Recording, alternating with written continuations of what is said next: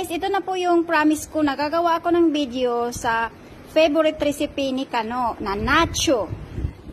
Ito ang ground beef.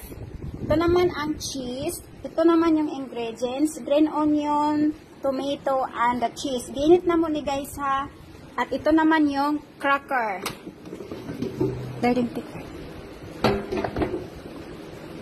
Yan. Look at this.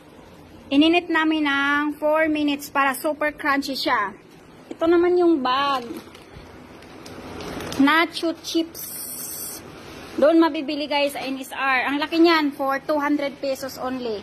Pero yung isang pack niya, kaya na ng 2 o 3 tao. Depende po guys sa mahilig. Oh, ito na.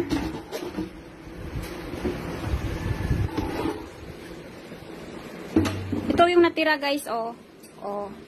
Sa akin na yan, baga. Nalalagyan na niya ng ground meat.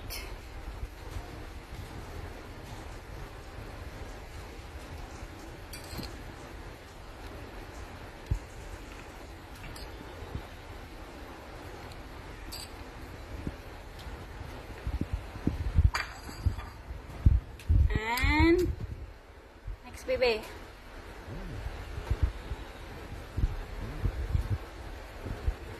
Yan ang milk cheese sauce.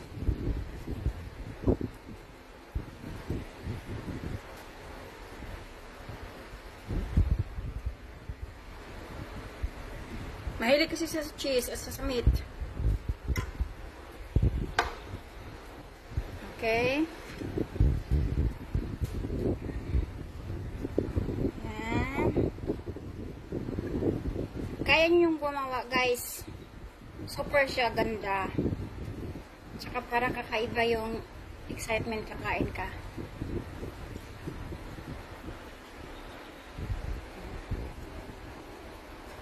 Yan.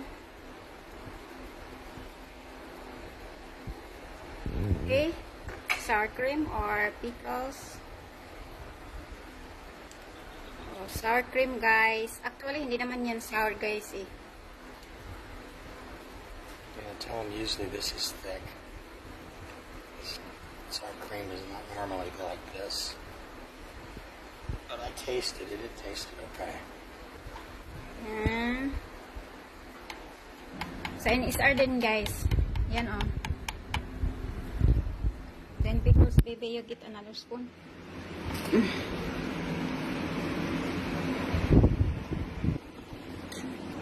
Jalapenos. Ano yan guys, yung parang pickles na chili.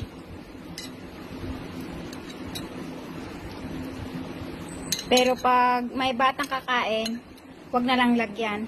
Kasi maanghang talaga siya guys. O, yan na yan ang result. That's it. Thank you for watching. Sana gagawa kayo for special occasion or anytime as you want. Bye!